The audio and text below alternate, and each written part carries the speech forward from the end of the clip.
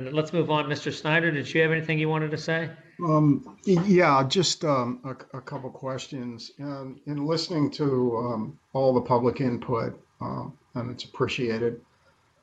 Um, the question, and it's come up sort of generically already, but the the category of concealed carry is a pretty broad category, and I think it's already been mentioned. There are folks, military, former military with honorable discharges, people who are need a firearm in connection with their work, people with a security clearance. In all of these, there's a degree of certainty that it extends beyond just the five, the occasional or the that extends beyond the initial application. There's some ongoing either proven track record of being able to handle firearms appropriately in the military with an honorable discharge, or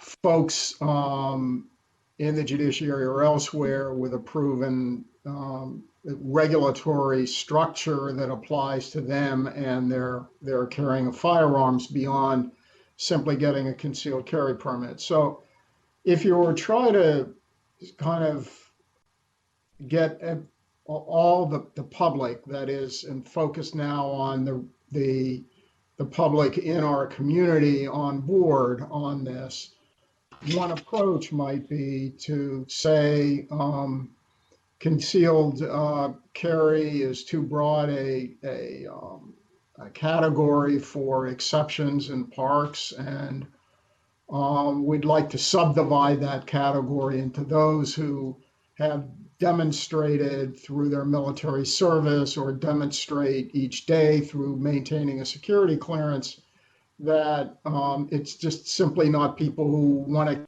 to get a concealed carry license because they want to get a concealed carry license. So my question is it possible, and this is for the chief and the city attorney, to make that kind of a very precise kind of exception for those with concealed carry, or are we simply confronted with it's either permit concealed carry or exclude concealed carry? And I don't necessarily need an answer tonight, but I am interested in seeing if there is a way to refine this even more for our particular circumstance. Let me address a couple generic issues, and I think you had a good explanation of it tonight. We have traditionally in this community, certainly from the time that I've been on city council, going back to the 1990s to the current day, we have traditionally supported, funded, and honored our police department, sheriff's department, everyone involved in law enforcement.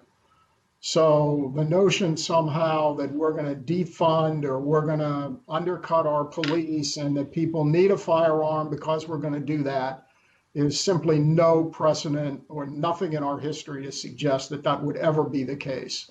And I think the discussion that we've had is a pretty good example of that. The second issue that's often talked about is, well, you have a low crime rate, and so therefore, you don't need this. Well, the reality is that firearms are force multipliers. What is a fight can become a homicide with a firearm. Certainly possible with other devices, but certainly not with the sort of history and ease with which even minor confrontations can become tragic homicides. And that's true of domestic abuse or whatever scenario you want to talk about.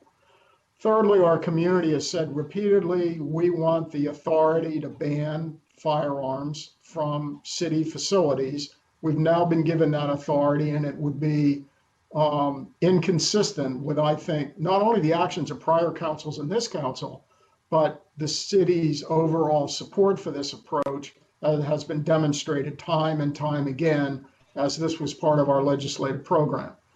So I do, if it's possible, to take the larger category of concealed carry. and make reasonable and not provide a general exception, but provide exceptions for those with concealed carry that fit into categories where our citizens have a demonstrated need for that firearm, because beyond simply that they want to have it, and that there's some degree of regulation involved in that. It seems to me that that's a question I have. If it turns out it's not possible to do that or would not withstand legal challenge, then that defines a different approach. So those are a couple of comments that I want to make. I want to make one other comment. There may be places in the Commonwealth where you need to carry a firearm to be safe. That's not the case in the city of Falls Church. It's not been the case in the past, and we intend it not to be the case in the future, which is exactly why we're pursuing this ordinance. Thank you.